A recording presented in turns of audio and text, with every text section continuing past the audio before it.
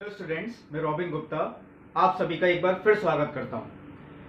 आज मैं आपको बताता हूं एनसीईआरटी की ही प्रश्नावली 1.5 और इसमें जो क्वेश्चंस हैं वो पूरक समुच्चय से संबंधित क्वेश्चंस हैं। पूरक समुच्चय जैसे कि ए डैश, जब मैंने आपको बेसिक कॉन्सेप्ट के वीडियो में बताया था, उसी से संबंधित क्वेश्चंस हैं। तो देखिए, मैं आपको पहला क्वेश्चन, उसमें कई सारे पार्ट्स भी हैं, पहले मैं वही बता रहा हूं। इसमें देखिए यूनिवर्सल सेट दिया है, यानी कि सार्वत्रिक समुच्चय। और सार्वत्रिक समुच्चय देखिए 1 से लेकर 9 तक, इसमें सारे नंबर्स हैं। और मैंने ये बात बताई थी, जब भी हमें पूरक समुच्चय निकलवाएंगे तो हमेशा सार्वत्रिक समुच्चय जरूर लिखा हुआ मिलेगा आपको। यहां भी देखिए ऐसा ही है, सार्वत्रिक समुच्चय 1 से लेकर 9 तक के नंबर्स, समुच्चय ए, बी और सी, 3 समुच्चय दिए गए हैं। पहला पार्ट है देखिए ए डैश का मान निकालना। अब देखिए, पहले मैं एक काम करता हूं, जो समुच्चय ए है मैं उसको रखता हूं, यानी 1 2 3 4, ये है समुच्चय ए। लेकिन इसका भी डैश वो मैंने देखिए यहां लिखा। इसका मतलब ये है 1 2 3 4 को छोड़कर जितने यूनिवर्सल सेट में यानी सार्वत्रिक समुच्चय में अवयव बचे वो आएगा इसका मान। यानी अगर मैं 1 2 3 4 को छोड़ दूं, बचा क्या? 5 6 7 8 9, वो देखिए हो गया ए डैश का मान। ये उत्तर हो गया इसका। आप लोग चलिए सीधा भी लिख सकते हैं, कोई ऐसी प्रॉब्लम वाली बात नहीं है, मैंने सिर्फ समझाने की वजह से लिखा। अब देखिए बी डैश, बी डैश में चलिए पहले मैं बी का मान रखता हूं 2 4 6 8, लेकिन इसके ऊपर भी डैश है, यानी इसका भी पूरक समुच्चय। इसका मतलब यह है 2 4 6 8 को छोड़कर बाकी जो अवयव बचे, कौन से बचे? चलिए 2 4 6 8 को अगर हम छोड़ देते हैं तो 1 3 5 7 9, ये देखिए बचे, ये आया बी डैश का मान निकाल के। तो देखिए मैंने 2 पार्ट आपको बताए। अब देखिए तीसरा पार्ट, ये भी पूरक समुच्चय का ही, लेकिन थोड़ा ऊपर वाले पार्ट से डिफरेंट है। ए यूनियन सी, इसका पूरक समुच्चय। तो पहला काम आपका देखिए ये है, क्योंकि यहां पिछली प्रश्नावली में सीख चुके हैं यूनियन निकालना। ए यूनियन सी, ए और सी इनका यूनियन, यूनियन यानी संघ समुच्चय, सम्मिलन। ए और सी को मिलाकर जितने अवयव हैं वो सब हमें लिखने हैं, लेकिन ध्यान रखें रिपीट कोई नहीं होगा। तो देखिए ए और सी को मिलाकर 1 2 3 4, ये तो देखिए ए में ही थे। अब 3 4 देखिए दोबारा लिखा हुआ, हम रिपीट नहीं करेंगे। बचा क्या? 5 और 6, ये है देखिए ए यूनियन सी। अगर आपसे ए यूनियन सी निकलवाएंगे तो उत्तर आपका ये आएगा, लेकिन इसके ऊपर भी डैश है, यानी हमें इसका भी पूरक समुच्चय निकालना है। इसका मतलब है 1 से लेकर 6 तक के नंबर अगर हम छोड़ दें, बाकी कौन से बचे? 7 8 9, ये आपका उत्तर हुआ ए यूनियन सी का पूरक समुच्चय। अब देखिए ए यूनियन बी, इसका भी पूरक समुच्चय। तो पहला काम फिर देखिए ये आता है, हम ए यूनियन बी निकालें। ए यूनियन बी, तो पहले चलिए मैं ए ही लिख देता हूं 1 2 3 4, लेकिन इसका यूनियन अगर मैं बी के साथ निकालूं तो 2 और 4 देखिए यहां भी थे, वो हम रिपीट तो करेंगे नहीं। बचे कौन से? 6 और 8, ये हुआ ए यूनियन बी, लेकिन इसका भी पूरक समुच्चय। तो इन सबको छोड़कर देखिए 1 2 3 4 6 8 को छोड़कर बाकी कौन से बचे? 5 7 9, वो देखिए मैं यहां लिखता हूं, ये इसका उत्तर निकल गया है। चलिए चौथा पार्ट भी कंप्लीट। अब आते हैं पांचवें पार्ट पे। पहले तो ए डैश यानी ए का पूरक, फिर उसका भी पूरक समुच्चय। तो एक काम देखिए मैं करता हूं, ए डैश का मान मैंने ऊपर निकाल रखा है 5 6 7 8 9, ये देखिए ऊपर ही निकाल रखा है क्योंकि ये ए डैश ही है। लेकिन ये ए डैश तो मैंने लिख दिया, ए डैश का भी पूरक है, ए डैश इसका भी पूरक समुच्चय। इसका मतलब यह है इन्हें छोड़ के 5 6 7 8 9 को छोड़ के बाकी कौन से बचे? 1 2 3 4, और ये किसके इक्वल आ गया, ए के इक्वल। इसका मतलब देखिए इससे ये बात भी प्रूफ होती है, किसी समुच्चय के पूरक समुच्चय का भी पूरक समुच्चय वो उसी समुच्चय के इक्वल होता है। यानी ए का जो पूरक समुच्चय था और उसका भी पूरक समुच्चय वो किसके इक्वल आ गया, ए के। ये इस बात से देखिए प्रूफ भी होता है। अब देखिए लास्ट पार्ट आता है छठा, बी माइनस सी, और इसका भी पूरक। तो पहला काम तो हमारे ये कि हम बी माइनस सी निकालें। ये भी मैं देखिए आपको पिछली प्रश्नावली में सिखा चुका हूं, बी माइनस सी। चलिए एक बार और बताता हूं। बी माइनस सी का मतलब देखिए ऐसे अवयव जो बी में तो हैं लेकिन सी में नहीं हो, जो बी में तो हो लेकिन सी में नहीं हो। तो देखिए बी में कौन कौन सी हैं लेकिन सी में नहीं हो, तो 2 बिल्कुल ठीक है, मैं 2 लिखता हूं। 4 नहीं ले सकते क्योंकि 4 बी में है और सी में भी है, 4 नहीं ले सकते। 6 नहीं ले सकते क्योंकि वो बी में भी है सी में भी है। 8 बिल्कुल ठीक क्योंकि 8 बी में है लेकिन वो सी में नहीं है। इसका मतलब यहां पे केवल 2 और 8 आते हैं। ये है बी माइनस सी, इसका भी पूरक समुच्चय। इसका मतलब है 2 और 8 को छोड़कर बाकी जितने बचे वो मैं देखिए यहां लिख देता हूं, 1 3 4 5 6 7 9। ये देखिए छठा पार्ट भी मैंने किया। अब इसी तरीके का जो दूसरा क्वेश्चन है बिल्कुल सिंपल है, वो आप लोग होमवर्क में कर सकते हैं। अब देखिए मैं आपको तीसरा क्वेश्चन बताता हूं। देखिए इस क्वेश्चन में कई पार्ट्स हैं और उसके लिए लैंग्वेज देखिए सबकी सेम है। प्राकृतिक संख्याओं के समुच्चय को सार्वत्रिक समुच्चय मानते हुए निम्नलिखित समुच्चयों के पूरक समुच्चय लिखिए। इसका मतलब है जो सार्वत्रिक समुच्चय है ये इन्होंने भाषा के रूप में लिख के दे दिया कि प्राकृतिक संख्याओं के समुच्चय को सार्वत्रिक समुच्चय मानते हुए। तो जो प्राकृतिक संख्याओं का समुच्चय है वो मैंने पहले ही देखिए लिख रखा है, और ये सार्वत्रिक समुच्चय है। और प्राकृतिक संख्याओं के समुच्चय को हम n से भी लिखते हैं, आप n भी लिख सकते हैं। ये सार्वत्रिक समुच्चय इसलिए मैंने u से भी लिख के दिखा दिया, इसमें कोई डिफरेंस नहीं है। तो ये देखिए आपका सार्वत्रिक समुच्चय है जिसमें सारी प्राकृतिक संख्याएं हैं। अब आता है पहला पार्ट, जो आपको समुच्चय दे रखा है ऐसी संख्याएं x एक प्राकृतिक सम संख्या है लेकिन हमें इसका पूरा समुच्चय लिखना है। तो इसका मतलब क्या है, प्राकृतिक सम संख्या तो इसमें आएंगी, इन्हें छोड़कर जो बाकी बची, तो सम संख्याओं को छोड़कर बाकी कौन सी बची, विषम संख्याएं। विषम संख्याएं वही समुच्चय इसका पूरक समुच्चय होगा। यानी कि जब आप इसका उत्तर लिखेंगे पहले पार्ट का, वो देखिए इसी तरीके के लिख देंगे, x इस प्रकार x एक प्राकृतिक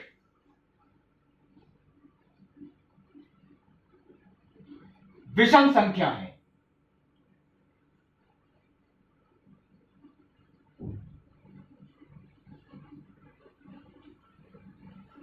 ये देखिए इसका उत्तर आ गया, मैंने इसी रूप में लिख दिया।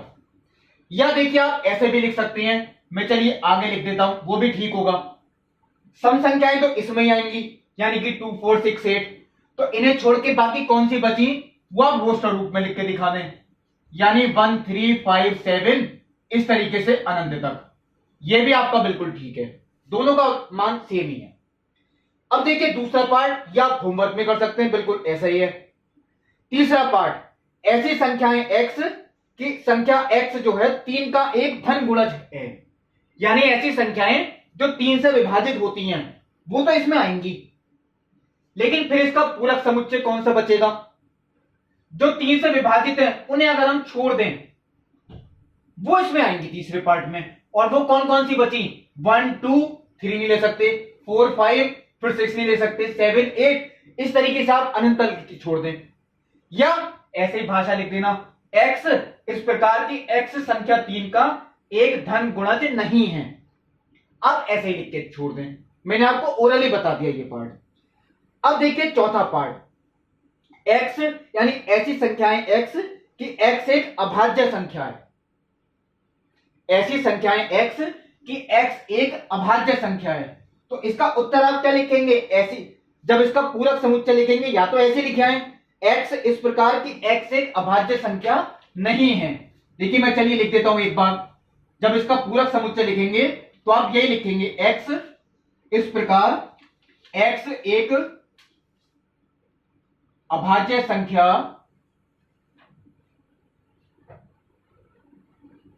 नहीं है।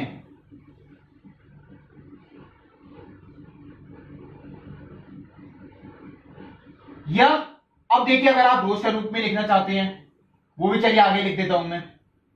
अभाज्य संख्या देखिए 2 से स्टार्ट होती है, 1 नहीं होता। तो 2, 3, 5, 7, 11 उन सबको छोड़कर वो कहां से होंगी, देखिए 1 आएगा। 2 भी अभाज्य है, 3 भी अभाज्य है, फिर कौन सी आ गई 4, 5 अभाज्य है, फिर कौन सी आ गई 6, 7 अभाज्य है, फिर कौन सी आ गई 8, 9, 10, 11 अभाज्य है, फिर क्या आ गई 12। इस तरीके से आप लिख के छोड़ दें अनंत तक, ये बिल्कुल सही है। आप दोनों में से जो लिखना चाहें दोनों ही सही माने जाएंगे। अब देखिए पांचवा पार्ट, बहुत इंपॉर्टेंट पार्ट है पांचवा।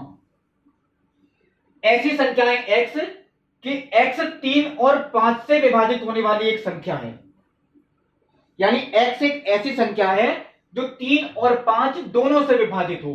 मैं एक बार देखिए शॉर्ट में यहां लिखता हूं, 3 तथा 5 ऐसा लिखा है, इसका मतलब है कि दोनों से विभाजित हो, यानी 3 से भी विभाजित हो जाए और 5 से भी विभाजित हो जाए।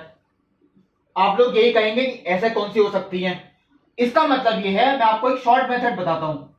जो संख्याएं 3 और 5 दोनों से विभाजित होगी, 3 और 5 का अगर मैं एलसीएम निकालूं वो कितना आएगा 15। ऐसी संख्याएं 15 से विभाजित होंगी, यानी जो संख्या 3 से भी कट जाए और 5 से भी कट जाए वो संख्या 15 की टेबल में आएगी, क्योंकि यही ऐसी देखिए संख्याएं होती हैं। 15 मैं देखिए लिखता हूं तो 15, 30, 45 यही संख्याएं ऐसी हैं जो 3 से भी कटती हैं और 5 से भी कटती हैं। तो ये तो देखिए समुच्चय में है, लेकिन हमें ऐसी लिखनी है जो समुच्चय में नहीं हो, क्योंकि इसका पूरक लिखना है हमें।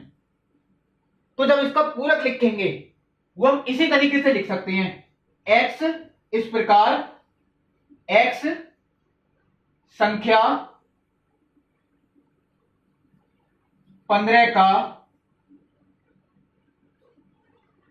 धन गुणज नहीं है, क्योंकि तो 15 के गुणज हैं, तो इसके पूरक में कौन से बचे, जो 15 के धन गुणज नहीं है। और अगर आप रोस्टर रूप में लिखेंगे तो पहले 1 से 14 तक लिख के दिखाएंगे, फिर 15 को छोड़ेंगे, वो थोड़ा लंबा हो जाएगा। आप इसी तरीके से लिखे आए। देखिए तथा का मतलब दोनों होता है। अगर यहां 2 तथा 5 होता तो 2 और 5 का एलसीएम कितना आता 10, तो हम पहले 10 की लिखते, फिर उत्तर लिखते x संख्या 10 का धन गुणज नहीं है। ये देखिए इसका उत्तर हुआ जो पांचवा पार्ट था। देखिए बहुत इंपॉर्टेंट था ये, 3 और 5 दोनों से विभाजित। अब देखिए छठा पार्ट, x एक पूर्ण वर्ग संख्या है, तो ये तो सिंपल लिख सकते हैं, x इस प्रकार की x एक पूर्ण वर्ग संख्या नहीं है, ये इसका पूरक हो गया। नहीं तो आप देखिए पूर्ण वर्ग कौन सी है, 1, 4, 9, उन्हें छोड़ के बाकी लिखते जाएं, वो आप जानते हैं कौन कौन सी बची। अब देखिए अगला पार्ट, x इस प्रकार x एक पूर्ण घन संख्या है, यहां वर्ग की जगह क्या कर दिया घन, तो आप लोग लिख सकते हैं x इस प्रकार की x एक पूर्ण घन संख्या नहीं है। और नहीं तो देखिए घन कौन सी होंगी, 1, 1 के बाद कौन सी आएगी 8, 8 के बाद कौन सी आएगी 27, उन्हें छोड़ के बाकी लिख के दिखा दें, थोड़ा लंबा हो जाएगा। आप भाषा के रूप में लिखते हैं वो सिंपल भी है। अब देखिए इसका आठवां पार्ट, x इस प्रकार की x plus 5 is equal to 8। या देखिए चलिए आठवां है, नवा भी इसी तरीके का है, मैं नवा कर देता हूं, आठवां आप लोग भी कर सकते हैं। मैं यहां नवा लिख देता हूं, इन्होंने जो दे रखा है x इस प्रकार कि 2x plus 5 is equal to 9। तो चलिए पहले मैं आपको सॉल्व करता हूं, 2x plus 5 is equal to 9, यानी 2x इक्वल टू कितना बचा 9 माइनस 5 यानी 4, x इक्वल टू 2 आ गया। इसका मतलब जो समुच्चय आपको दे रखा है उसमें सिर्फ एक संख्या है 2। अब जो इसका पूरक होगा केवल 2 को छोड़ दें तो बाकी जितनी बची वो हम सब लिख देंगे, यानी 1, 3, 4, 5, 6 अनंत तक। और नहीं तो इसका शॉर्ट मेथड भी लिख सकते हैं, x इस प्रकार x एक प्राकृतिक संख्या है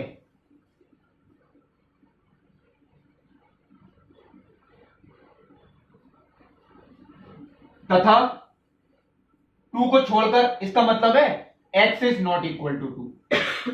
ये देखिए मैंने लिख दिया।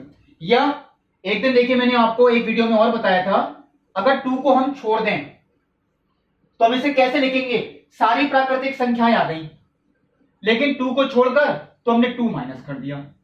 आप ये लिखे आए, ये बिल्कुल ठीक है, ऐसे लिखे आए, ये बिल्कुल ठीक है, रोस्टर रूप में लिखे आए, वो भी बिल्कुल ठीक है, वो कोई गलत नहीं है। जैसे आप लिखना चाहते हैं, जो आसान लगता है आप लोग लिख सकते हैं। अब देखिए 10वां पार्ट, x इस प्रकार की x बड़ा है या बराबर है 7 के, तो 7 से बड़ा या 7 के इक्वल, तो वो 7 से स्टार्ट होंगी, यानी 7 8 9 10 अनंत तक, वो तो इसमें आ रही हैं। लेकिन इसका जो पूरक निकालेंगे उसमें तो फिर यही बची 1 से लेके कहां तक, 6 तक। आप रोस्टर रूप में लिख के दिखा दें, आप ये चीज रोस्टर रूप में भी लिख सकते हैं, और नहीं तो ये इस तरीके से भी देखिए लिख के छोड़ सकते हैं। x इस प्रकार x छोटा है 7 से, क्योंकि 7 से छोटी कौन सी बची, 1 से 6 तक। यह आपका इस तरीके से आ गया, कोई गलती नहीं है, बिल्कुल ठीक है। अब देखिए लास्ट वाला जो पार्ट आता है, एक असमिका इन्होंने लगा के दी है, चलिए वो भी देखते हैं किस तरीके का पार्ट है। x एक प्राकृतिक संख्या है, यानी x बिलोंग्स टू n, वो तो देखिए होगा ही क्योंकि सारी प्राकृतिक है, और 2x प्लस 1 बड़ा है 10 से, ये इसका 11वां पार्ट है। 2x plus 1 greater than 10। अब इसे देखिए सॉल्व करता हूं, तो ये उसी तरीके से सॉल्व करें, पहले 1 आएगा माइनस में, यानी 2x ग्रेटर देन 9, क्योंकि 1 गया माइनस में, x ग्रेटर देन 9/2। 9/2 का मतलब 4.5, यानी हमें ऐसी संख्याएं देखनी है जो 4.5 से बड़ी हैं, वो इसमें आएंगी। मैं आगे लिख देता हूं, तो 4.5 से बड़ी कौन सी हुई, वो 5 से स्टार्ट होंगी, क्योंकि पूर्णांक तो यही होंगे, देखिए 5 6 7 8 और ये अनंत तक होंगी। लेकिन ये तो समुच्चय आपको दे रखा है, इसका हमें पूरक समुच्चय लिखना है, तो पूरक में कौन से बचे, इन सबको छोड़कर 1 से लेके कहां तक, 4 तक। आप लोग सीधा इतना लिख के छोड़ सकते हैं, 1 2 3 4, बिल्कुल ठीक है। और नहीं तो अगर भाषा के रूप में लिख सकते हैं, तो मैं आगे लिख देता हूं, x इस प्रकार x इज लेस देन 5, क्योंकि 5 से छोटी वो यही होंगी, दोनों बिल्कुल ठीक है। तो ये देखिए थर्ड क्वेश्चन में कुछ पार्ट मैंने आपको भी दे दिए लिखने के लिए, कुछ मैंने भी करके दिखाए। अब देखिए पहले मैं आपको बताऊंगा कुछ नियम। देखिए पहला नियम तत्समक नियम, जो कि मैंने देखिए आपको नियम बेसिक कॉन्सेप्ट वाले वीडियो में कोई नियम नहीं बताया था, अब मैं देखिए आपको नियम बताता हूं। पहला देखिए तत्समक नियम कौन सा होता है, अगर हम A यूनियन A इसका मान निकालें, यानी किसी समुच्चय का हम संघ समुच्चय निकालें उसी समुच्चय के साथ, तो उत्तर A ही आएगा, क्योंकि A और A दोनों में समान अवयव होंगे। तो जब हम इनका यूनियन लिखेंगे, रिपीट तो देखिए कोई लेटर हो नहीं सकता, तो इसका उत्तर किसके इक्वल आएगा, A के इक्वल। यही कहलाता है तत्समक नियम। अब दूसरा, अगर हम इसी में ही निकालें A इंटरसेक्शन A, इंटरसेक्शन यानी कि कॉमन, तो A और A में कॉमन कौन से आएंगे, सारे ही कॉमन होंगे, तो वो भी किसके इक्वल आ गया, A के इक्वल। यानी किसी समुच्चय का अगर हम उसी समुच्चय के साथ संघ समुच्चय निकालें या सर्वनिष्ठ समुच्चय निकालें, तो वो खुद वो ही समुच्चय आता है। यह नियम कहलाता है तत्समक नियम। अब देखिए दूसरा नियम होता है क्रम विनिमय नियम, जो आप लोग देखिए छोटी क्लासेस में पढ़ चुके हैं। क्रम विनिमय नियम जैसे अगर हम 2 + 3 निकालें तो वो 5 आएगा, और 3 + 2 निकालें वो भी 5 आएगा। यही चीज गुणा में भी अप्लाई होती है, 2 × 3 निकालें तो 6 आएगा, 3 × 2 निकालें तो भी 6। यही होता है क्रम विनिमय नियम। ये नियम समुच्चय में भी अप्लाई होता है। हम चाहे A यूनियन B निकालें या निकालें B यूनियन A, दोनों का मान इक्वल आएगा, इसमें कोई डिफरेंस नहीं होगा, क्रम से कोई फर्क नहीं पड़ता है। हम चाहे A यूनियन B निकालें चाहे B यूनियन A, अवयवों की संख्या समान होगी और वही अवयव होंगे। यही चीज देखिए इनके सर्वनिष्ठ समुच्चय पे भी अप्लाई होती है। हम चाहे ए इंटरसेक्शन बी निकालें या निकालें बी इंटरसेक्शन ए, दोनों इक्वल आएंगे, कोई डिफरेंस नहीं है। अब देखिए आता है साहचर्य नियम। साहचर्य नियम देखिए मैं एक बार बताता हूं आपको, A union B union C, मैंने 3 समुच्चय लिए और मैंने देखिए इस बार ब्रैकेट अभी यहां लगाई, हम इसका मान निकालेंगे। कैसे? मैंने आपको देखिए मेथड बताया था, ऐसे क्वेश्चंस में पहले हमेशा ब्रैकेट सॉल्व होती है, तो पहले हम बी यूनियन सी निकालेंगे, जो भी निकल के आएगा ये उसका यूनियन किसके साथ निकालेंगे, ए के साथ, कुछ ना कुछ उत्तर आपका निकल के आएगा। अब देखिए आगे मैं क्या लिखता हूं, अब की बार मैंने ब्रैकेट को लिख दिया ए यूनियन बी के साथ, सी मैंने अलग कर दिया, मतलब जो ब्रैकेट पहले दाईं तरफ थी अब की बार वो आ गई बाईं तरफ, यानी पहले हम ए यूनियन बी निकाले और फिर उसका यूनियन किसके साथ निकाले, सी के साथ, दोनों का आंसर सेम आएगा। ये होता है साहचर्य नियम, यानी कि एसोसिएटिव लॉ। ये तो होता है देखिए कम्यूटेटिव लॉ यानी क्रम विनिमय, ये एसोसिएटिव, यही चीज देखिए इंटरसेक्शन में भी अप्लाई होती है।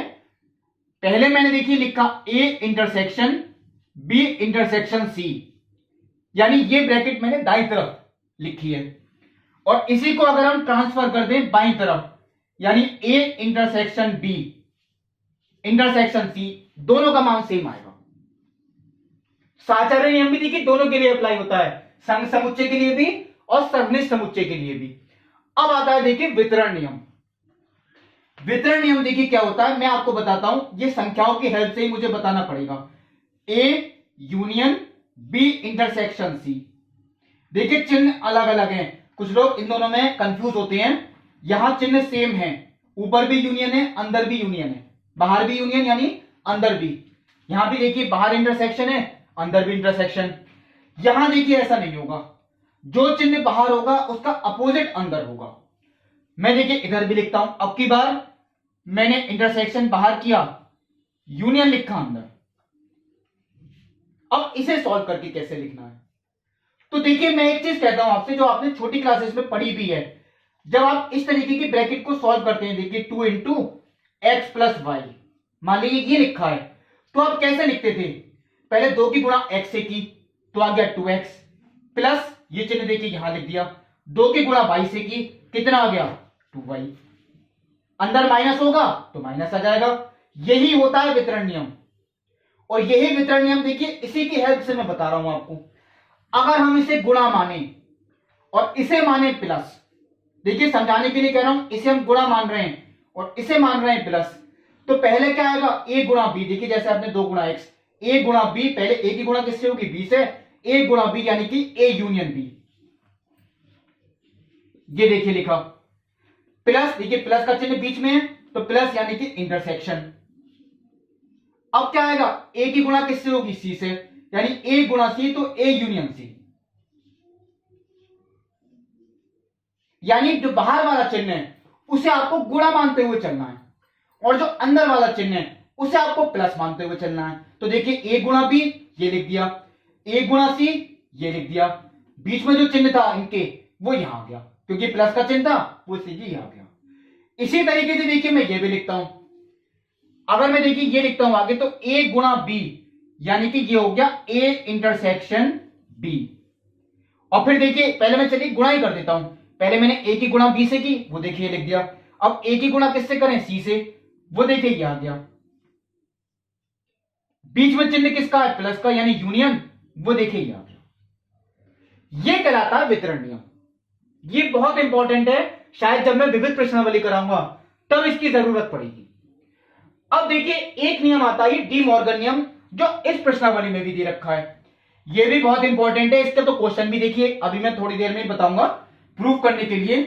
जो डी मॉर्गन नियम है देखिए वो आपको याद भी रखना है, ए यूनियन बी इसका पूरक समुच्चय, ये है डी मॉर्गन नियम, और यहां पे क्या है ए इंटरसेक्शन बी इसका पूरक समुच्चय, ये किनके इक्वल होते हैं ये चीज हमें बतानी है। तो जो ए यूनियन बी है इसका पूरक समुच्चय वो देखिए किसके इक्वल आएगा, ये आप कैसे करेंगे, जो 2 समुच्चय आपको दे रखे हैं उनके पूरक पहले से ही अलग लिख लें, यानी ए डैश और बी डैश। ये देखिए मैंने यहां भी किया, ए का मैंने पूरक अलग लिख दिया, बी का पूरक अलग लिख दिया। लेकिन अब क्या करें आगे, जो चिन्ह यहां पे दे रखा है उसका अपोजिट चिन्ह यहां पे आएगा। ये होता है देखिए ए डैश इंटरसेक्शन बी डैश, यानी अगर हम ए यूनियन बी का पूरक समुच्चय निकालें तो वो इसके इक्वल आएगा। ये मैं अभी प्रूफ भी करके दिखाऊंगा। और अब देखिए फिर दोबारा मैंने डैश तो पहले ही लिख दिए, बीच में जिसका चिन्ह था उसका अपोजिट चिन्ह, यानी अगर इंटरसेक्शन है तो किसका आएगा, यूनियन का। ये देखिए ये आ गया, यही कहलाता है डी मॉर्गन नियम। अब देखिए जो डी मॉर्गन नियम से संबंधित क्वेश्चन है वो देखिए मैं आपको अब बताता हूं। क्वेश्चन नंबर 4,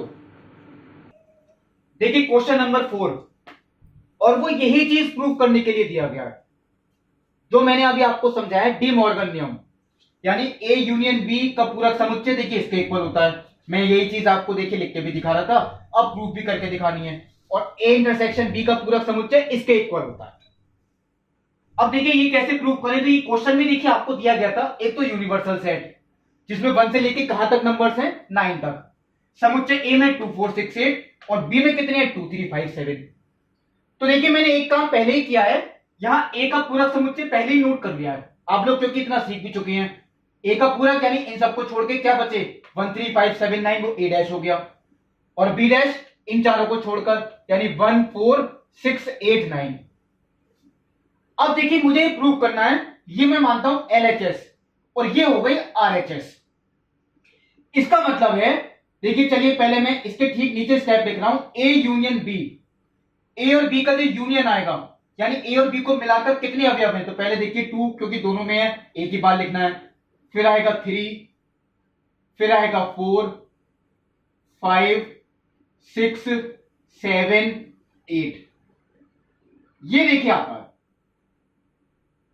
यानी 2 3 4 5 6 7 8। लेकिन इसका भी पूरक समुच्चय, मैंने सिर्फ ये ए यूनियन बी निकाला। अभी पहले मैं आपको एलएचएस कंप्लीट करके दिखा रहा हूं। तो 2 3 4 5 6 7 8 इसका भी पूरक, तो इन सबको छोड़कर बाकी कौन से बचे, 1 और 9, वो देखिए यहां आ गए। अब देखिए चलिए मैंने एलएचएस निकाल ली। अब ये बात आपकी तभी प्रूफ हो पाएगी जब ये इसका मान भी 1 9 यही निकल के आए। तो ये काम देखिए आसान है, ए डैश हम पहले ही निकाल चुके हैं और बी डैश ये भी हमने पहले ही निकाल लिया है। तो इन दोनों में देखिए कॉमन जो आता है, देखिए 1 कॉमन है और क्या कॉमन है, 9, वो मैंने देखिए यहां लिख दिया। और ये देखिए आपकी बात प्रूफ हो गई, ये मैंने लिख दिया, पहला पार्ट देखिए आपका प्रूफ हो गया। अब यही चीज देखिए जो अगला क्वेश्चन आपको दिया गया है उसमें ये चीज पूछी है कि ये आपको वेन आरेख से दिखानी है। तो पहले मैं आपको देखिए यही चीज कंप्लीट करके दिखा रहा हूं। जो अगला क्वेश्चन 5 है उसमें आपको 4 दिखाने वेन आरेख से। तो पहला पार्ट देखिए वो ये लिखा है 5वें का, ए यूनियन बी का पूरक, और दूसरा लिखा है ए डैश इंटरसेक्शन बी डैश। तो देखिए ये दोनों इक्वल हैं, तो इनका वेन आरेख पे जो चित्र बनेगा वो सेम बनेगा, कोई डिफरेंस नहीं है। कैसे, मैंने देखिए ये बताया कि यूनिवर्सल सेट होता है जो आयताकार रूप में हम दिखाते हैं, वो होता है सार्वत्रिक समुच्चय यानी कि यूनिवर्सल सेट। इसके 2 समुच्चय हैं, एक तो ए जो आपको दे रखा है और एक है बी, वो मैंने ये मान लिया।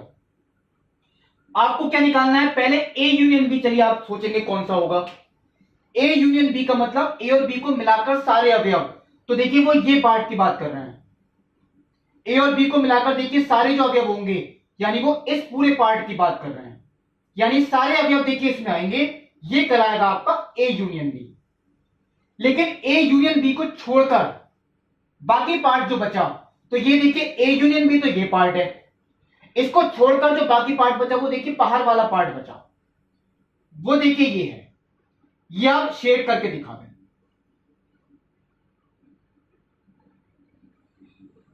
यानी ये जो पार्ट आपका देखिए बचा ये कहलाएगा ए यूनियन बी का पूरक समुच्चय। और यही चीज है देखिए ए डैश इंटरसेक्शन बी डैश। ये आप लोग इसी तरीके से देखिए शेड करके दिखा दो, यही कहलाता है वेन आरेख। ये कहलाएगा ए यूनियन बी का पूरक समुच्चय। आप लोग थोड़ा ठीक कर दें, मैंने थोड़ा जल्दी में किया है। अब आता है देखिए दूसरा पार्ट, ए इंटरसेक्शन बी का पूरक समुच्चय, वो इसके इक्वल होता है। तो पहले देखिए, चलिए ए और बी में कॉमन क्या है ये देख लेते हैं। ए और बी में जो कॉमन है वो सिर्फ देखिए 2 कॉमन है, तो चलिए मैंने यहां 2 लिखा। इसका भी पूरक समुच्चय, तो 2 को छोड़कर बाकी क्या क्या बचे, मेरे को सारे ही लिखने हैं। देखिए 1 3 4 5 6 7 8 9। अब आता है देखिए इन दोनों का यूनियन, तो ये मैंने पहले ही लिख रखे हैं ए डैश और बी डैश। अब मैं अगर कहूं इनका यूनियन, तो यूनियन के लिए देखिए 1 2 बार है, हम केवल एक बार ही लिखेंगे। 1 के बाद देखिए कितना आता है 3, 3 के बाद 4 5 6 7 8 9, 2 बार है, एक ही बार आएगा। चलिए एक चीज मैं हेजिंग कर देता हूं, देखिए बिल्कुल सेम है, कोई डिफरेंस नहीं है। ये भी पार्ट आपका प्रूफ हो गया।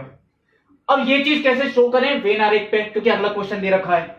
तो ये जो देखिए मैं आपसे कहता हूं पहले A intersection B. A intersection B का मतलब क्या होता है, जो ए और बी में कॉमन है, यानी वो ये वाला पार्ट है। ये पार्ट देखिए इंटरसेक्शन है। अगर हम इसे छोड़ दें, क्योंकि इसका भी डैश यानी पूरक है, अगर हम इतने पार्ट को छोड़ दें, वो देखिए मैं आपको शेड करके दिखा रहा हूं।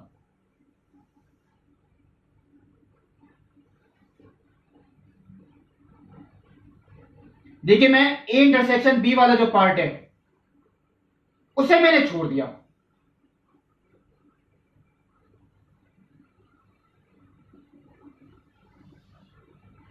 ये देखिए मैं इधर भी कर देता हूं।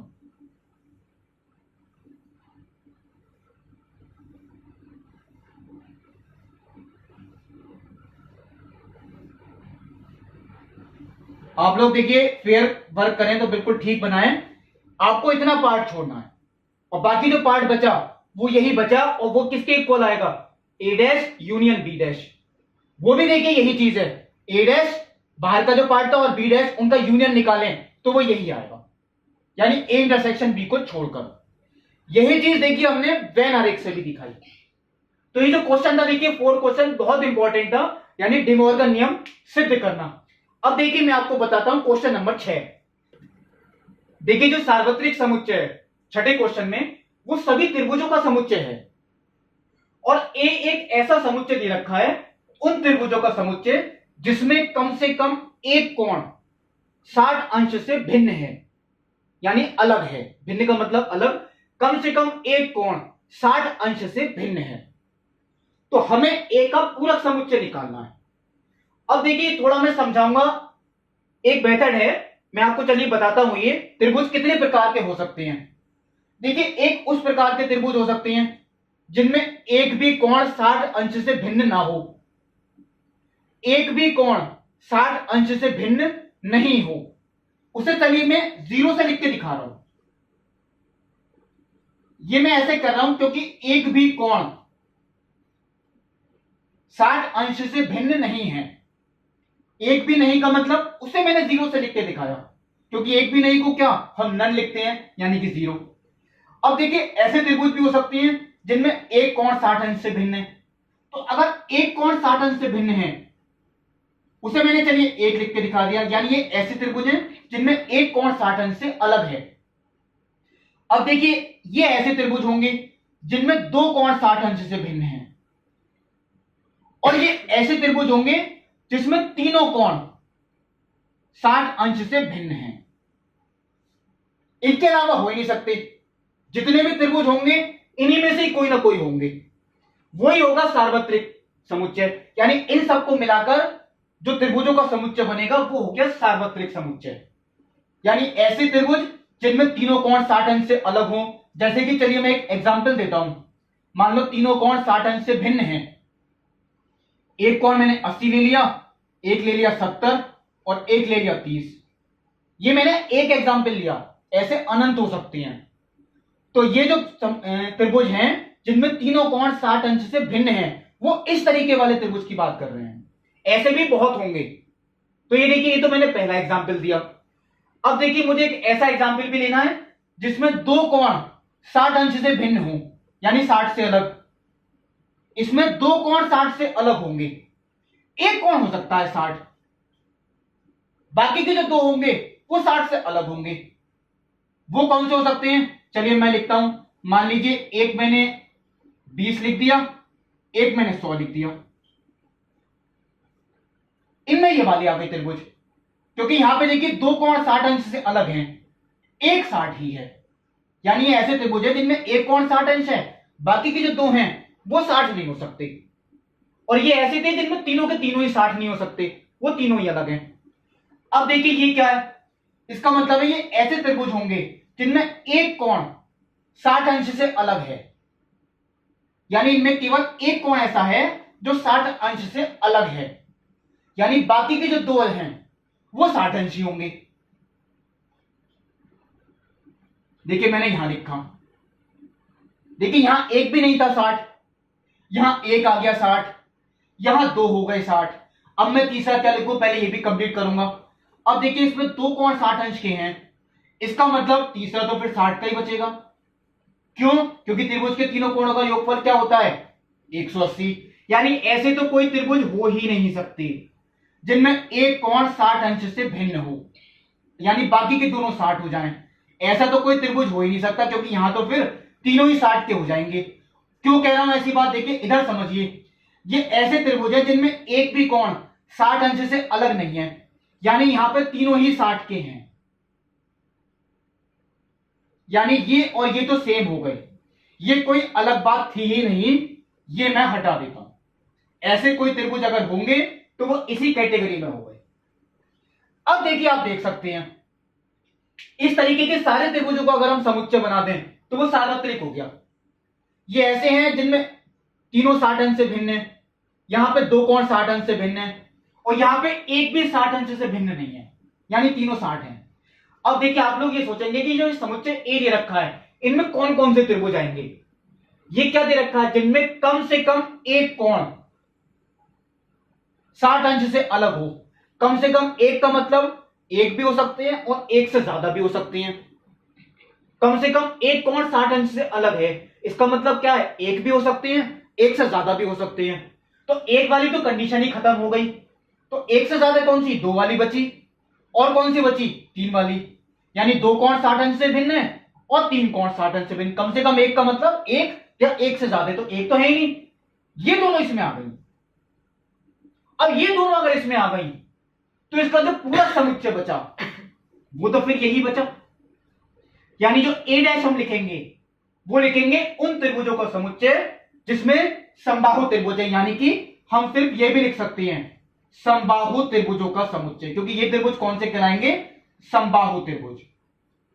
ये देखिए मैंने आपको बताया समबाहु त्रिभुजों का समुच्चय। ये देखिए मैंने आपको छठा क्वेश्चन भी कंप्लीट किया।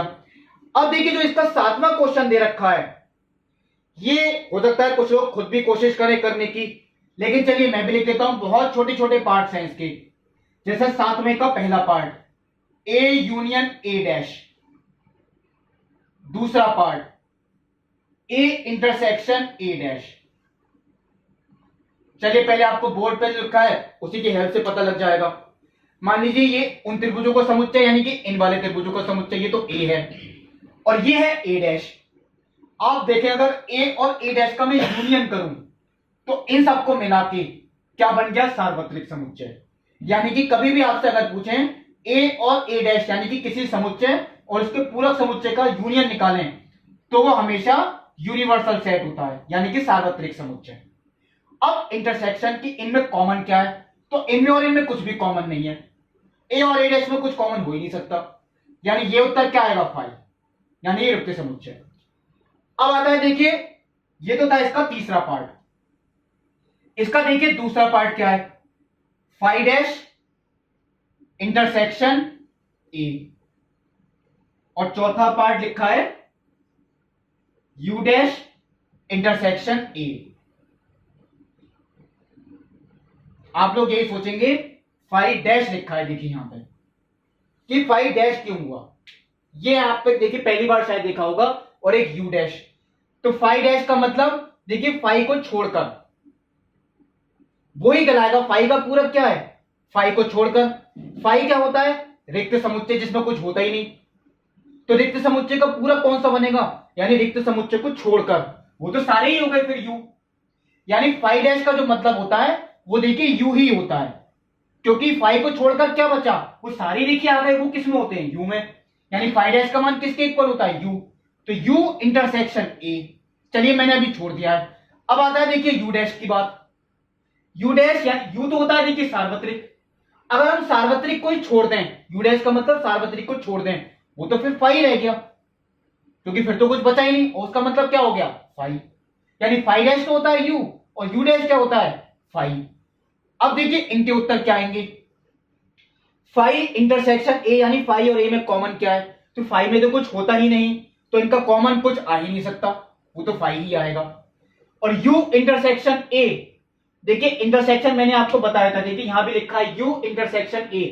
इंटरसेक्शन हमेशा छोटा समुच्चय होता है। इंटरसेक्शन हमेशा कौन सा होता है? छोटा समुच्चय। ये पूरा समुच्चय अगर यू के अंदर है तो इनका इंटरसेक्शन वो ए ही आएगा, क्योंकि ए पूरा का पूरा समुच्चय यू के अंदर है, तो इनका जो इंटरसेक्शन होगा वो किसके इक्वल? ए के इक्वल। तो ये देखिए मैंने आपको प्रश्नावली बताई, इसमें कुछ नियम भी बताई। अगली जो प्रश्नावली यानी 1.6 वो मैं आपको अगले वीडियो में बताऊंगा। तब तक के लिए नमस्कार।